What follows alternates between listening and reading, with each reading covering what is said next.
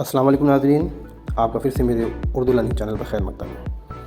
آپ کو میں نے زبر زیر پیش پڑھایا اور جزم بھی پڑھایا، لیکن ایک چیز ضروری ہے کہ آپ کو حروف اور نقطے کی پہچان ہونی چاہیے، کیونکہ آگے جب حروف آپ پڑھیں گے تو اس میں حرف پورا نہیں بنے گا، وہ آدھا بنے گا اور وہ ملے گا دوسرے حروف سے، تو اس میں آپ کو پرابلم نہ ہو، اس وجہ سے آپ کو نقطے کی اچھی پہچان ہونا چاہیے۔ تو یہاں پہ میں کچھ چیزیں آپ کے سامنے پڑھانے کی اور آپ کو دکھانے کی کوشش کروں گا، جس سے آپ کو یہ پتہ چلے کہ کس کس حروف ایک دم خالی ہوتے ہیں اور کن حروف میں نقطہ ہوتا ہے، اور کچھ حروف میں 2 نقطے ہوتے ہیں، کچھ میں 3 ہوتے ہیں، کچھ میں 1 ہوتے ہیں، اور آپ کو ان کو دیکھنا ہے اور بہت اچھے سے سمجھنا ہے کہ حروف میں 1 نقطہ کس میں ہوتا ہے، 2 نقطہ کس میں ہوتا ہے، اور کون کون سے حروف میں 3 نقطے ہوتے ہیں۔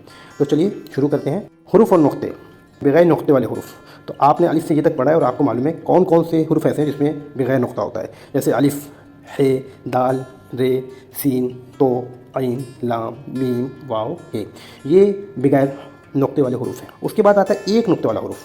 تو بغیر نقطے والے 11 ہوتے ہیں اور نقطے والے 10 ہوتے ہیں، جیسے بے، جیم، خ، زال، ز، ضاد، ذو، غین، ف، نون۔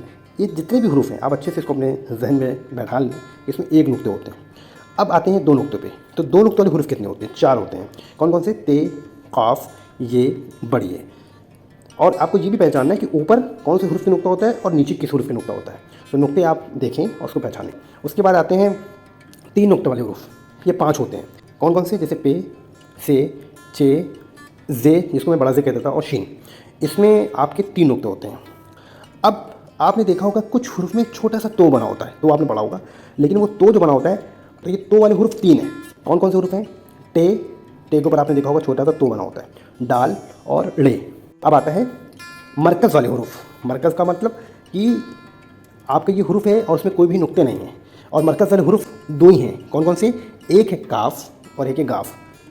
یہ 2 حروف ایسے ہیں جس میں نقطے نہیں ہوتے، لیکن ان کو مرکز والے حروف کہتے ہیں، اور آپ ان کو اچھے سے ذہن نشین کر لیں۔ اور یہ بہت ہی امپورٹنٹ لیسن تھا جو میں نے سمجھا کہ اس کو پڑھانا ضروری ہے۔